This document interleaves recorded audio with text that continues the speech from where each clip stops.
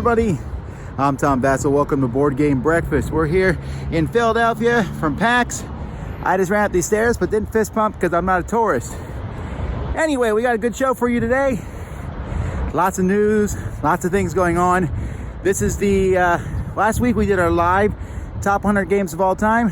This week we're doing our top 10 games of the year, and we're doing those live too. So I guess that's pretty much all I got for you right now. Let's get to the news.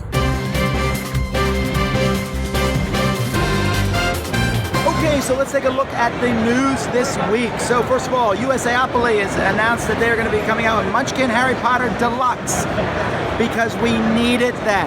I don't know why Harry Potter is like having this resurgence of popularity. Well, who knows? WizKids has a deluxe Mage Knight set out. Of course, we already knew this because you saw an unboxing of it on our channel, perhaps. It includes everything from Mage Knight in one giant box. Okay, so Kan Hungdong has won the Ice Cold Championships. You can go online and watch those. I just mentioned this because it's an interesting thing. They also have a contest to win a trip to Antarctica, which is pretty cool. Calliope has announced a new Suro Phoenix Rising. So I had a chance to look at this a little bit. It's still Suro. It's a little more gamery. You know, you're trying to move through and collect lanterns. They got lines that come out the corners of the tiles now. It's not that much more complex, but I think it's going to appease a lot of gamers' hearts. James Bond has been acquired by Upper Deck, the license, which doesn't mean a lot because it's mostly trading cards, but there's going to be a legendary game for James Bond. So I don't know if that's going to mix with the Marvel. You know, you can have the Hulk fight against James Bond. We know the Hulk would win. Monopoly Cash Grab. This is a gun that shoots money. If there was ever an ironically named game, this is it. Or truthfully named game, I guess. It looks silly, it looks stupid. I want one. Stonemaier Games has announced Wingspan. This is a game about birds, and that's pretty much all that they've given us so far. You can see a picture of the art here. It looks really pretty. We'll see more of it coming soon, I'm sure. Slugfest is bringing back Angarde. Angarde is from Reiner Knizia. It's a really good two-player game. It's been out of print for a really long time. If you've never tried it, it's this nice back and forth, really cool game. So that's cool. AEG has announced Tiny Towns. I had a chance to see it here. The best way to describe it would be like Bingo and Tetris mixed, where you're calling out colors and building buildings in certain areas. I really like the concept a lot. Emerson Matsuchi, you know him, he's designed some amazing games, has announced with IDW that he will be doing a Metal Gear Solid game. What is it like? I don't know. Now, it's something new. If Emerson's signing it though, I'm pretty sure it's awesome. And then last night, or just a few nights ago actually, they announced Clank Legacy Acquisitions Incorporated. So that's coming out next fall. There's a new version of Clank. It's going to be a legacy game and blah, blah, blah, writing all that. And then it's using the theme of Acquisitions Incorporated, which is a funny live show that they put on at the different PAX shows that they have here. So that's pretty interesting. So that's the news. Let's go to Kickstarter. Hello fellow gamers, I hope everyone had a wonderful time at PAX Unplugged this weekend. I know I didn't get to go, but I definitely social media stalked everybody involved, so it was like I was there. I just need like the Photoshop proof that I was there at this point. But that is not what you guys are here for today. You're here for Kickstarter, so let's get started. Featured this week, we have Ragusta by Brain Crack Games and Capstone Games. This is for 1 to 5 15th century developers looking to strategically place buildings to ensure economic development and growth within the city. For your own personal ledger, of course, as you ruthlessly place buildings for 60 minutes to avoid giving your opponents too many extra actions, while also manipulating the market to ensure your commodities sell for the best value. A pledge for Ragusta will cost you $45 and possible friendships, but it's an easy teach so you can always find new building developers for any game. Now, speaking of developers and resource management, next up, we have Miners Lagoon by Gizco International. This is for 2 to 4 CEOs ready to pick a new venture and head out into the Miners Lagoon in this worker placement game that utilizes engine building, hidden tiles, and curating the balance between having enough employees for the job and paying them to stay. in this 80 to 160 minute game that will cost you $44 to get started.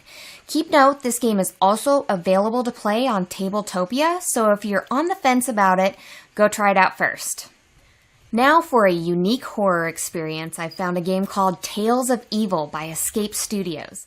This game is for 1 to 5 nosy kids wanting a creepy storytelling adventure that integrates your reality into the game, as your actions not only shape what happens in the future of the game and what stories play out, but it also uses the fusion system, letting you use and interact with items in real life that will take effect in the game. So that unexpected call from Grandma could be that, or perhaps something more sinister, with this modular, choose-your-own-adventure style board game that starts at $51 and takes about 60 minutes to play. Next up are expansions and reprints for the week.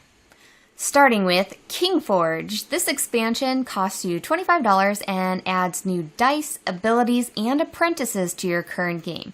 Of course, if you don't have Kingforge, they are offering a bundle pack that has everything included with the base game.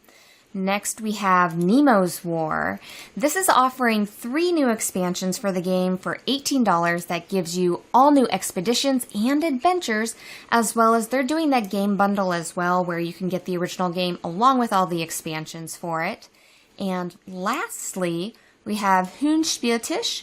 This is by Kraken Corporation, which is offering really great priced gaming tables starting at 630 euros, but this is only for our European friends. They also have Kraken game mats available that are shipping to everywhere in the world, so you also might want to take a look at that as well. Thank you so much for joining me this week, guys. If you want to hear any more about these Kickstarters, head on over to gloryhound.com, that's gloryhound with 2 Ds, and take a look at our live show on Fridays, because we will talk about all of these Kickstarters that we mentioned here today in depth and why or why not we would back them. Other than that, I will see you guys all next week. Some wargame companies, when they find a good mechanical system, they tend to do different games on that same system. For example, Decision Games has the D-Day series. D-Day at Omaha Beach. This is a solitaire game, but can be played with 2 players, designed by John Butterfield. D-Day at Tarawa, same thing, solitaire 1 to 2 player. And D-Day at Palailu, same thing. And another designer taking on that system, Joe Yost, D-Day at Iwo Jima. But there's a company in Spain, Balica 3rd Generation, which with their mechanics have created a series called the Campaign Commander series. So with Volume 1, we go to Stalingrad. What you get with Stalingrad is you get 1 counter sheet, an area-to-area map, and cards. So this is a card-assisted wargame. And on the Campaign Commander series maps, you're going to see the same type of layout from game to game. From the Land Battle, Volume 1 of Stalingrad, we go to Volume 2, the Battle of Coral Sea. Same type of map layout, a deck of cards, 1 counter sheet, and 4 pages of specific module rules. What's cool about the Campaign Commander series is that in Volume 1, the Germans are fighting the Russians in World War II.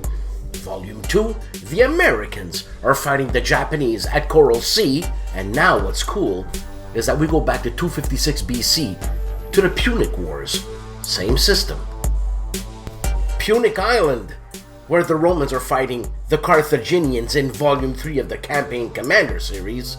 You get the same type of map layout, 1 counter sheet, a deck of cards, same system. So with the Campaign Commander series, you read the series rules, 4 pages, then you read the specific module rules, 4 pages, 3 games. How much fun is that? The game system is designed by Francesco Ronco, published by Balica 3rd Generation. Thank you for watching, and if you want to know more about wargames, please check out my channel, No Enemies Here. Hey there everyone, it's Jen, the board game librarian, flipping some pages and pushing some cubes with this week's segment, From the Page to the Table. I'm sorry I've missed you a couple of weeks, but I'm back! And I'm back with perhaps one of my all-time favorite teenage shows, and that would be Buffy the Vampire Slayer. Okay, I'll just say it straight up, Teen Angel. But my husband had gotten me this comic book which extends the show almost like a season 8 a couple of years ago, and I just hadn't read it yet. And it's super fun. It brings back so many memories of being a teenager, sitting down every week and watching this show. Buffy was one of my heroes, kind of, because she was just this woman who had so much power and just was amazing. I loved Buffy, and Angel too, of course. I'll just talk about that again. So there's a couple of Buffy games out there, but the only one that I've played, and the one that I love too, is Legendary Buffy the Vampire Slayer. This is my favorite of all of the Legendary games. It's super thematic. I love that when you are buying the cards, you're going to the library. But it just brings back so many memories. And the gameplay is wonderfully cooperative. I love that they use still shots from the TV show. And it's just loads of fun. I love that they used purple. Again, so many memories. And the fact that Angel is in both good and bad is very cleverly done and appropriate to the theme. That's all for this week. Happy breakfast. I'll see you on Instagram and Twitter now. Bye.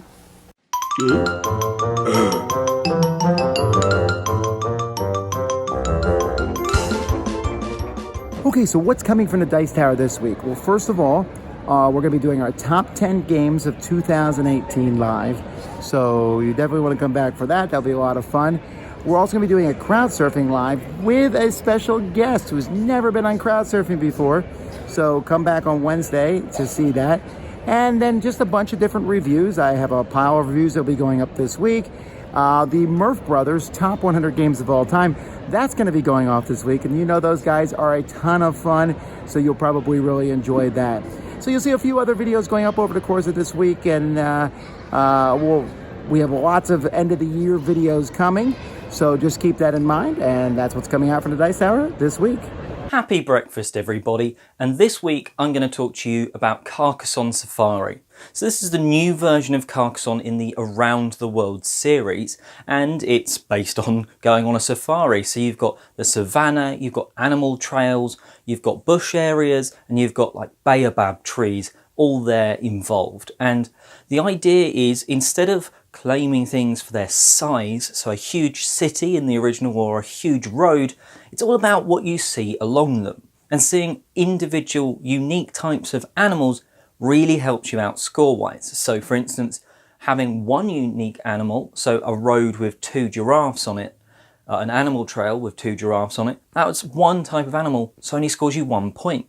As soon as you have 2 types, it's 3, all the way up to having 5 different types of animals, and that's going to score you 15 points. So it really does ramp up. So cities, or the bush areas, can score you a lot of points still, but it's maybe harder to try and get all of the animals there. So actually the paths may be a little bit stronger. There's a few other additions, so there's park rangers, that if you place a tile on, you displace them and you get some points, and some waterhole tokens. So if you don't place a meeple onto a feature, you can place a waterhole token, as long as it's somewhere where there's just savannah at the edge of a tile. And that's quite nice. They're all thematic-y sort of things. I like the idea that, you know, if you're bouncing along in a safari style, you're bouncing along in the Jeep, you're actually going to be looking for different types of animals. If you keep seeing giraffe, giraffe, giraffe, it would get boring, and that's kind of brought into the scoring. If you really like the other Around the World games, I certainly think it's better than Gold Rush, which is the other one I've tried. Anyway, that is Carcassonne Safari, so check it out if you love Carcassonne. Otherwise, it's all right. And I'm Oliver East, signing out. Hi, I'm Gil Mello. I'm Jesse. And this is Adventure of a Non-Board Gamer. And what did we play this week, Jesse? We played the bottom of the ninth, which is a crazy way to play baseball. So the players will have a batter and a pitcher. So the batter has to guess what the pitcher, is that the right word? The batter guesses what the pitcher is going to do. Depending on the dice, you have 2 dice, one that says how the pitcher works, and then like if you get a hit, then you have both of them have to frantically roll the die and get a 5 or 6 and say save or out. I'm not very familiar with baseball because I didn't grow up with baseball. So what did you think about the game? Does it feel like a baseball game for you? Starting in the ninth inning and the bottom of the ninth, to be exact, I mean, really, that's a crazy way to play baseball. But having, there in front of us, it was relatively easy and it was fun. Actually, I couldn't say it was fun. Yeah, you were guessing. You were in my mind for a while there. It's like, that's part of the strategy is to guess what the pitcher's going to do. well, you got like a home run one time. Then we had to run, and then it was weird because you got a 6, and you got a 6 again. But then I got a 6, and I catch the ball. I think that's you have to catch it. Yeah, so it was out. I love the game. I think it's a great 2-player game. What did you think? I thought it was, yes. It was easy actually, but as I said, it's a crazy way to play baseball. Yeah, I just thought it was so much fun. I mean, we played quite a few times. For me, it's like a 2 baseball bat up, 2 thumbs up for me. What did you think? I would guess that, it's 2 thumbs up. Yeah, I love the game, so I would say try it and try it, you'll like it. Well, thanks for watching, everybody. Happy breakfast. Happy breakfast. So long. What do you call it? Home run? Is that what it is? Home run. Yeah.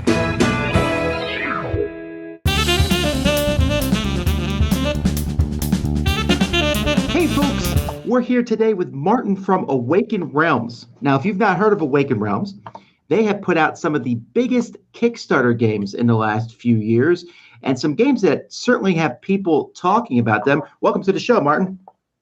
Hello everyone. Now, one of the things that your games have done, so especially with this War of Mine, is you have this strong sense of story. Is that important when you put that in your games?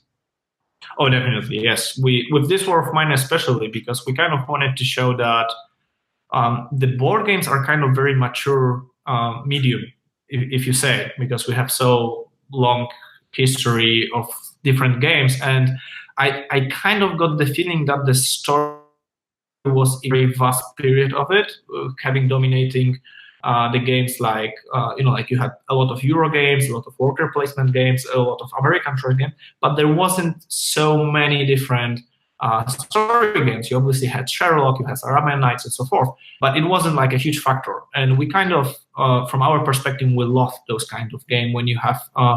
We usually, whenever we look at games, we just look at 3 pillars, which we say, which is aesthetics, so miniatures, art, everything should be beautiful just to catch your eye. Then you got gameplay, something that will just keep you engaged. And there's like a story, and it could be just a story that is written and you should read it, or just a theme that is something interesting. And this is how we try to always approach every game that we do. It seems like with the games that you have, they're so big. I mean, we take a look at the giant miniatures from Lords of Hellas or the Queen miniature from Nemesis. These are giant. Your games seem to be getting bigger as they go along, especially with the size of the miniatures.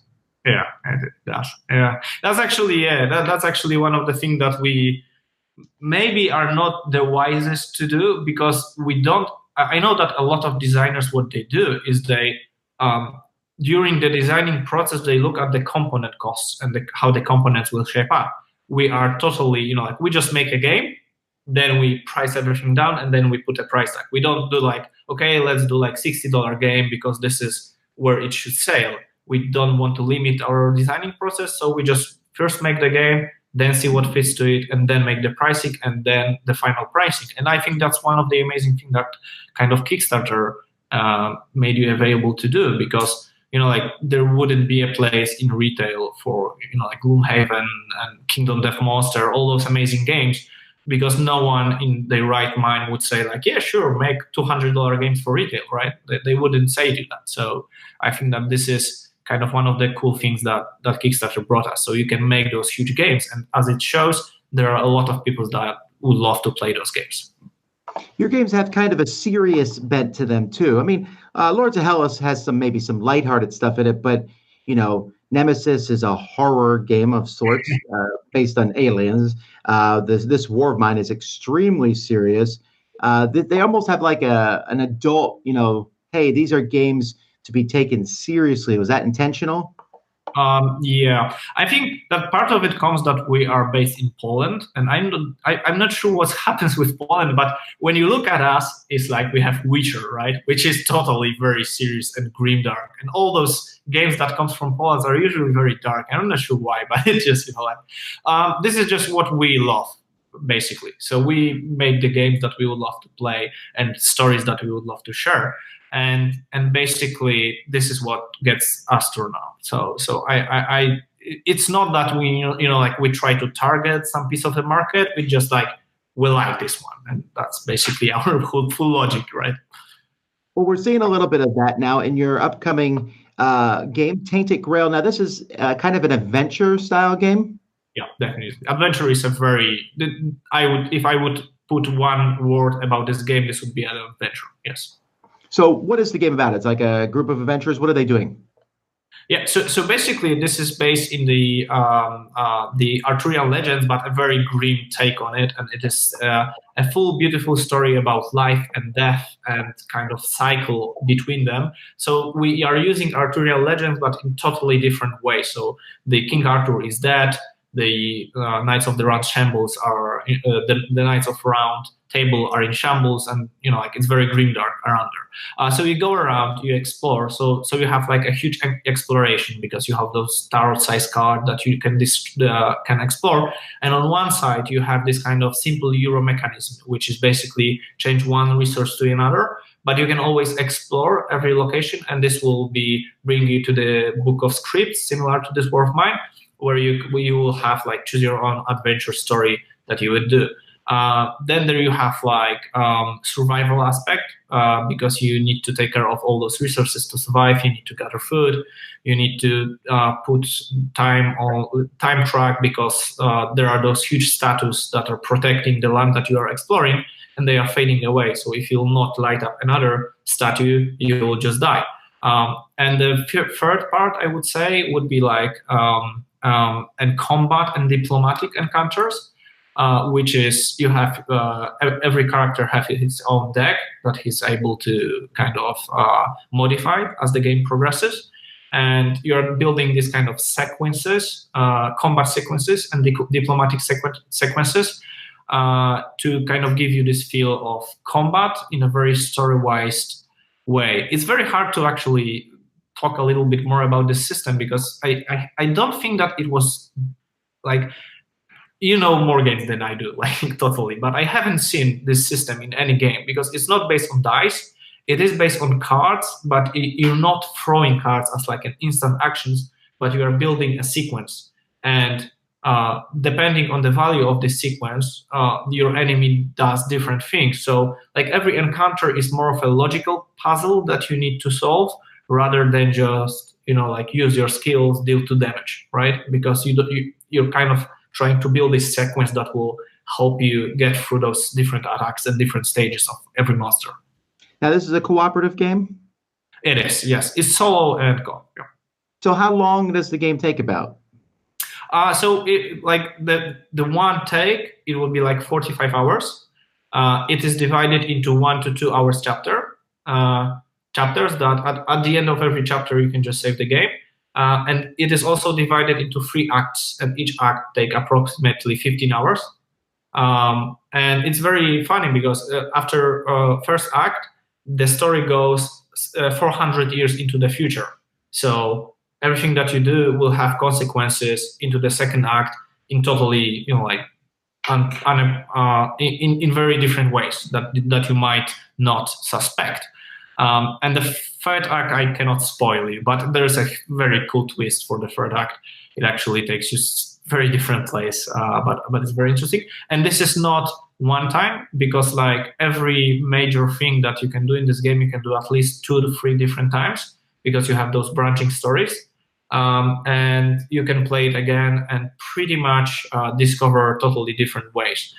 Because the way we did exploration is that you have a very significant time pressure, and you always can explore only so much. So there's always half of the map that you will never able to explore because of the time pressure. So once you play it one time, you can play it second, third time. And also depending on which character you can play, different things can happen in different locations. because they, like if you're a druid, maybe they will know you at a druid city and stuff like that. So This sounds like a pretty big game, but it's a game that you could cut into small chunks for people to play at a time. yeah, it is. I would say like something similar like Gloomhaven. So you kind of go to this one chapter, you do it, and then like you can save game, play the full campaign. One thing that we think that is very interesting, and I love this myself about Gloomhaven, is that you can have people jumping in and out and without any big consequences. So like you can play 2 chapters with 3 people, but then if they don't come, you can play next chapter by yourself, and then they can come back at any time, and that's okay. So all right, well, we'll check this out, folks. It'll be on Kickstarter any day now, actually. And we look forward to seeing what comes next from Awakened Realms. Thanks so much for joining us, Martin. thank you, Tom. Thank you guys for listening.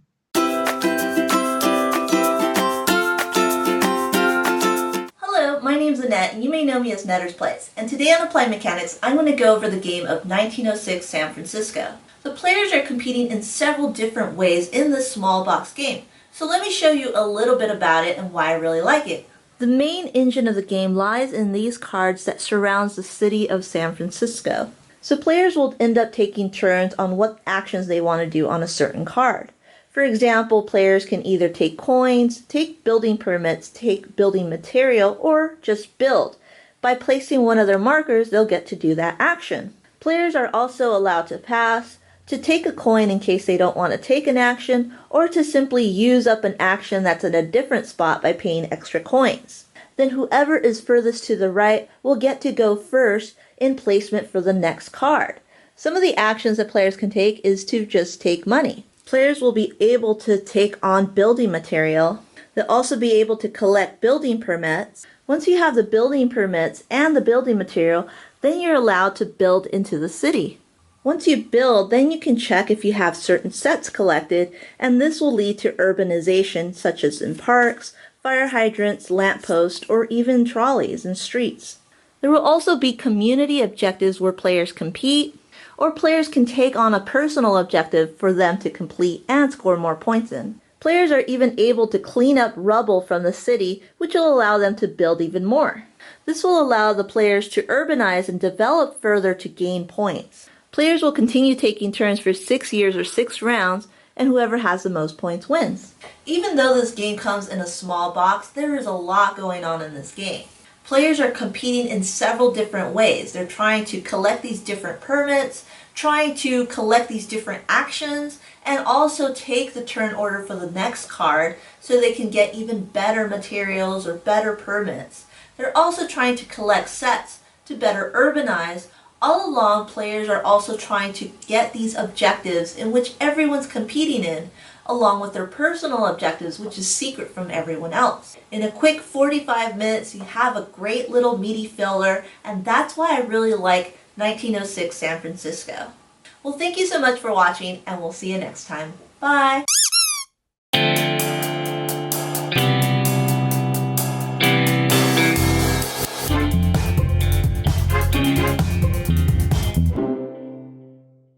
Hi, Mike DeLisio from Solomode Games.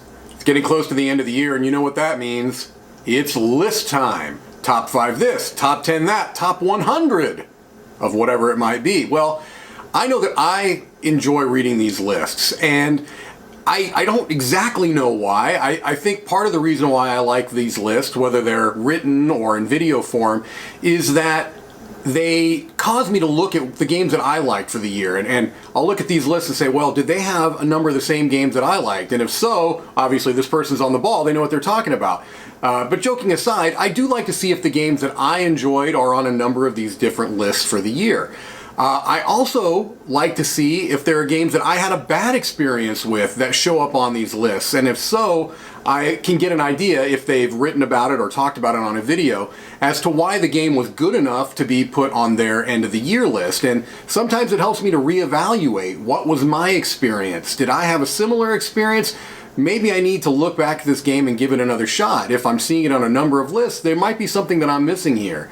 So that's one of the reasons why I like these lists. It also is nice because it helps me look at some of the trends that I think may have come about this year. Do I see large number of worker placement games, or are there more real-time games, or things along those lines? Are there types of games that are showing up more and more on this end of the year list, and is this a growing trend? Like, I'm sure that this year you're going to see a lot more roll and writes, because that's definitely a big trend that's happening in gaming right now, and I imagine that some of those are going to show up on end of the year lists. So that's some of the reasons why I like looking at lists. I wonder what your thoughts are on this, Dice Tower viewers. So if you do like looking at these lists, let me know in the comments below as to why. What are some of the things that you get out of these end-of-year lists? I'd love to hear what you have to say. So thank you so much for your time as always, and have a great day.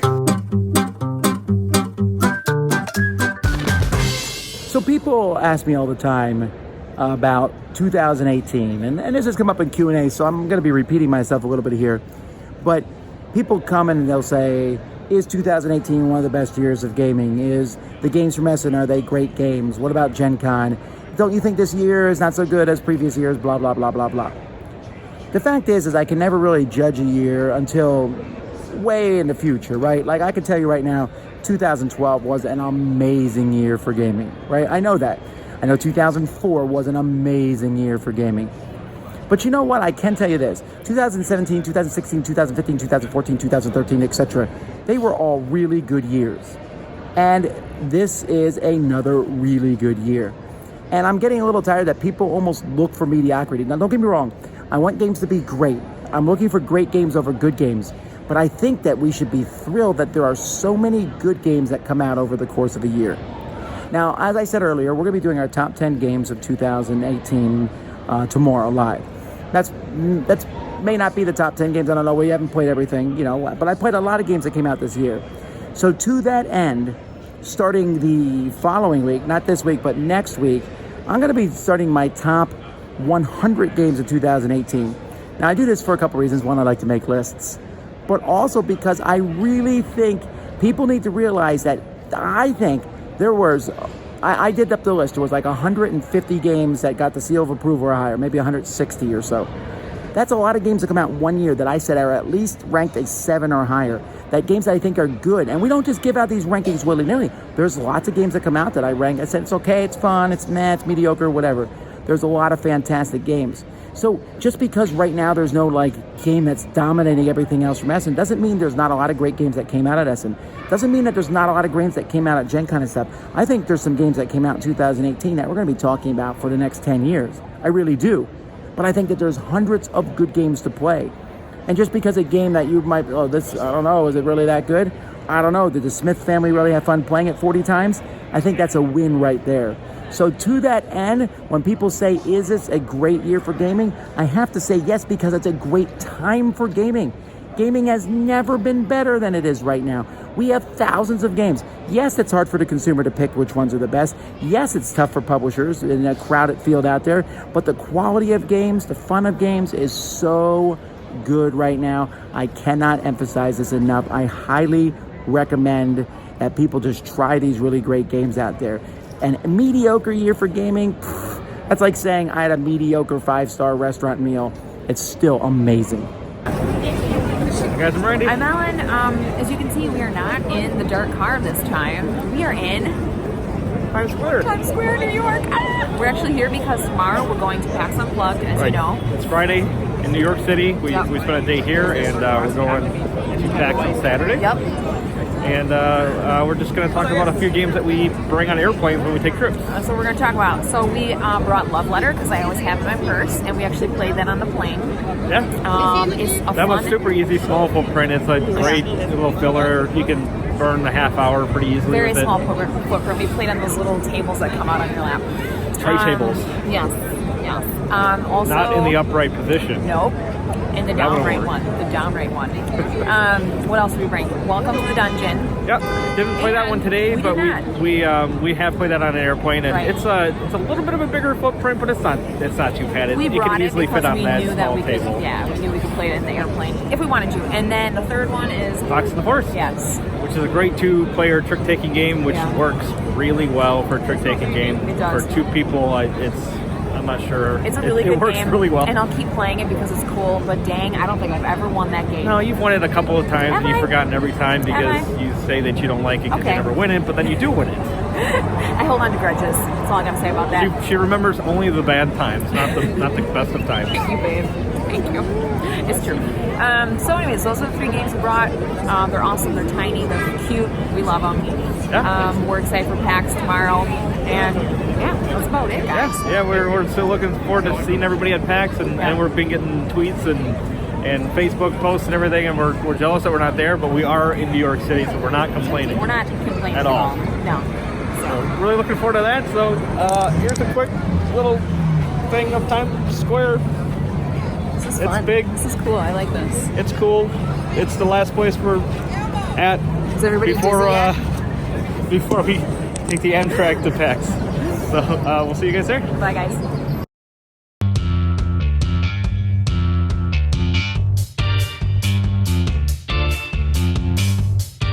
Howdy folks, welcome to By the Numbers. My name is Hunter Thomason from the Family Showdown. Each episode of By the Numbers, we look at a board game and America related topic. This week's topic, the definitive Dice Tower Top 11 of all time. Tom, Sam, and Z recently finished up their top 100 games of all time and the People's Choice top 100 games of all time. This list is going to spoil that list. So if you haven't seen it yet, you might want to wait to see this a little bit later. I took Tom, Sam, Z's, and the People's Choice lists and weighted their games, giving their best game 100 points, their 100th game 1 point, and they're between, and came up with totals by game, and I have the definitive top 11, because there was a tie at 10th place, list of all time. Coming in at number 11, Z's number 1 game of all time, Pandemic, at 195 points. Coming in at number 10, tied with Pandemic at 10, Viticulture. Coming in at number 9 is a game that did not make any of the top 10s, is Kemet.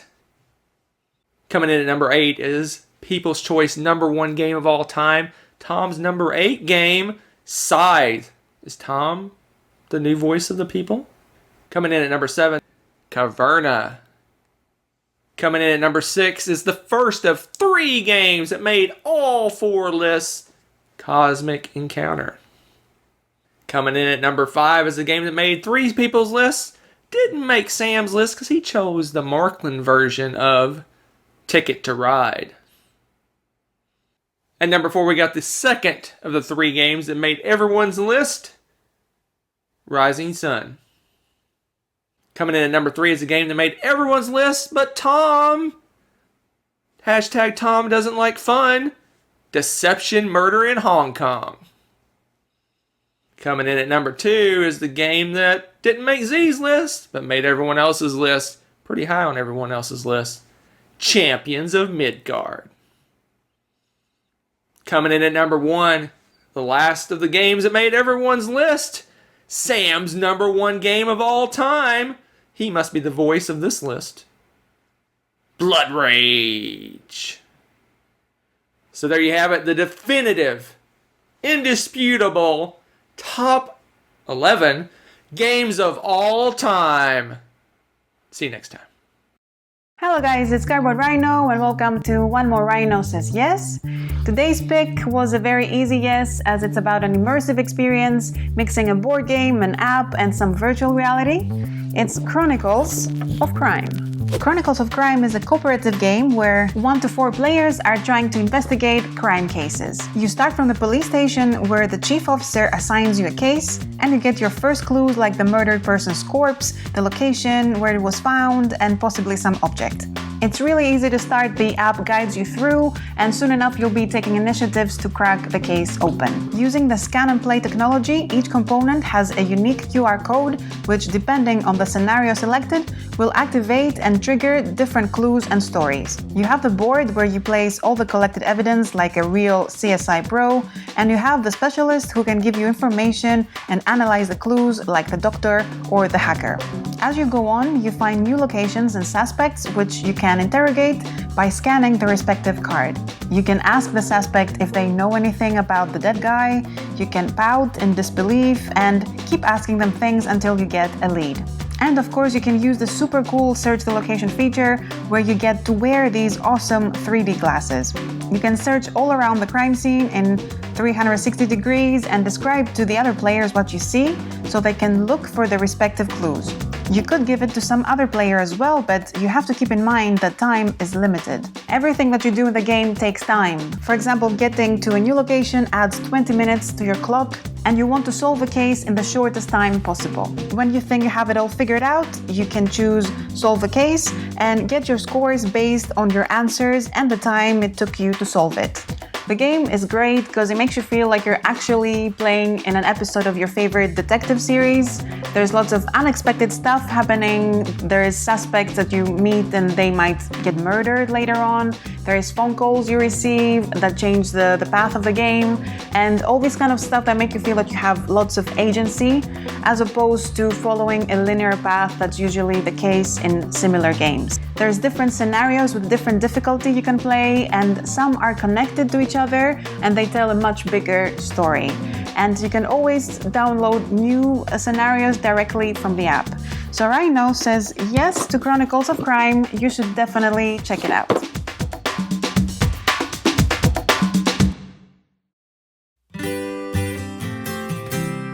I've been working on my next project, not self-improvement. This is Carcassonne the Castle, which is my favourite Carcassonne, and Carcassonne is an absolutely rad game. And this is Carcassonne the Castle, the Falcon expansion, or at least it will be. At the moment, it's just literally a bag of blank stuff. Because Carcassonne the Falcon is completely and utterly out of print, even if it ever was in print. But with the help of eBay, and with the help of a bunch of people on Board Game Geek and Rhino Kenichia's personal website, I'm going to make my own version of Carcassonne, the Falcon expansion. So help us all. Who knew you could buy blank Carcassonne tiles online? I mean, it's a revelation. But why am I telling you this, you may ask yourself, week after week?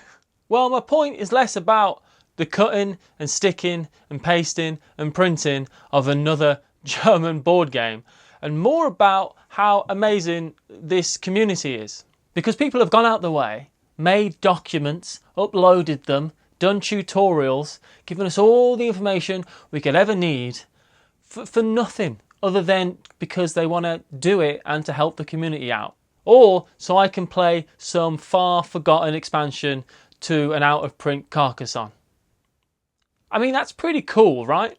I mean, no one is saying that board gamers can't be a bit of a funny bunch. But that's not always a bad thing, I guess. And I'll see you next week.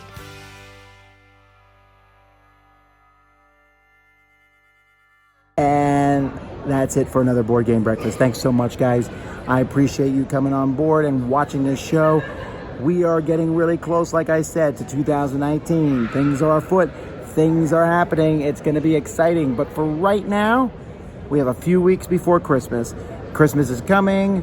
Yay, holly jolly holiday and all that stuff. But we got some fun events and some fun things, those end of year stuff to watch and all. So come join us on our channel. Until next time, though, I'm Tom Vasel, and you've been watching Board Game Breakfast on the Dice Tower. Thanks for watching Board Game Breakfast. Tune in each week for your daily dose of gaming goodness with Tom Vasel and Oliver Kay. Until next time, I'm Eric Summer, and you've been watching Board Game Breakfast, a Dice Tower production, sponsored by Cool Stuff Inc., an amazing place to buy board games. Cool stuff in style at CoolStuffInc.com.